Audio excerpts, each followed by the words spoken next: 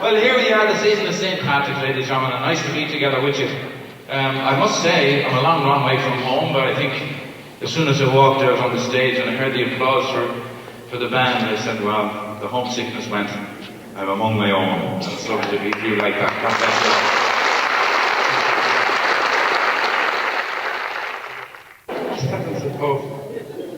Another thing we do different to anybody else, I mean, most people now, when they buy a newspaper, they read the headlines.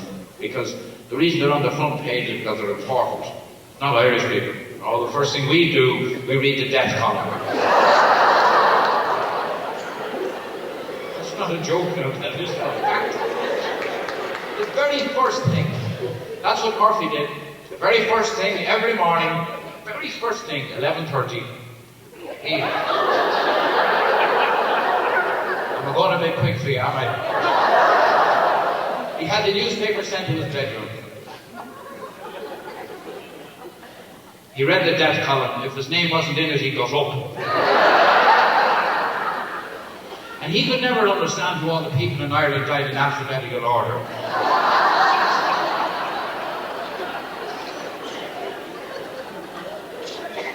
When little Riley passed away, his widow went to the newspaper office. She said, he passed away. I'd like to put a notice in the death column.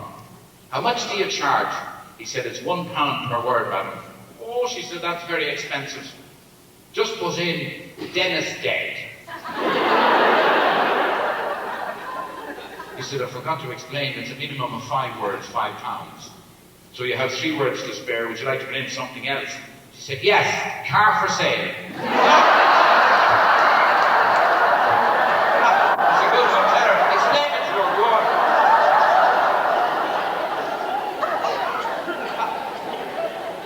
Clancy died, his widow went to the graveyard. She said, where's Paddy Clancy's grave? The attendant said, I'll check the register. I don't think there's a Paddy Clancy buried here. No.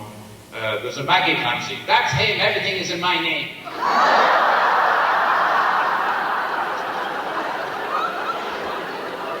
sure who else will talk about death like that? This way, with your lovely people. I heard recently, every time you make love, you lose a strand of your hair. Having a good time, huh? Not doing too bad myself. God, this fella should have been a priest. Oh dear, we have some funny people in Ireland too. Murphy was a shocking man. He was looking for, there's no work down home. Thanks be to God. Murphy applied for a job at a construction site. The man said, listen, he said, I hardly have enough work for my own men. Don't worry about that, said Murphy. I won't do very much.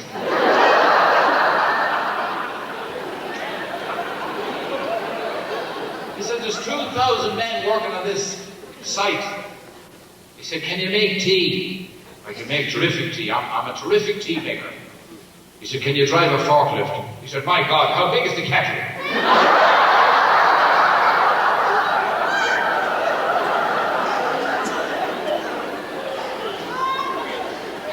For a job, the foreman said, he said, I have a predicament now, Murphy. There's 2 applications for this job. I've only 1 job, and there's 2 applications. There's yourself and little Hannigan. So what I'm going to do is that I'm a fair man. I'll give you a little exam, 10 questions. And whichever one of you has the most correct answers, I'll give the job to you. That's fine with me, Murphy. Well, they handed up their answers, and would you believe they had 9 correct and 1 incorrect each. He said, I'm giving the job to Hannigan. Oh, you can't do that, said Murphy. That's discrimination. I said, no, it's not, Murphy. It's in relation to question 6. Hannigan has, I don't know, and you have, neither do I.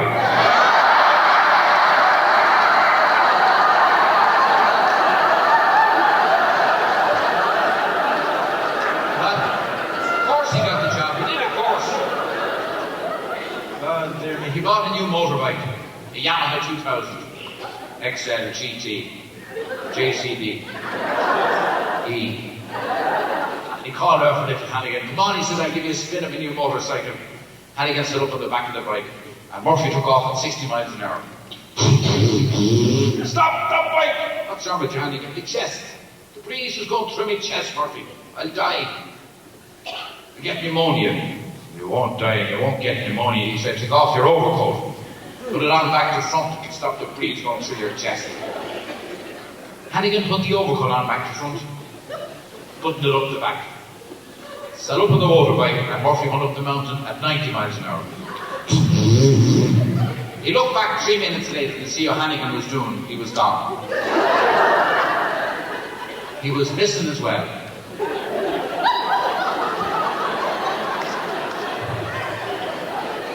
Murphy flew down the mountain on the motorbike, and there was a crowd standing around his feet on the ground. He pulled up the anchor. He said, "Is he all right?" This fellow said, "I don't know. When we got to him, he seemed to be okay. But he hasn't said a word since we turned his head around the right way."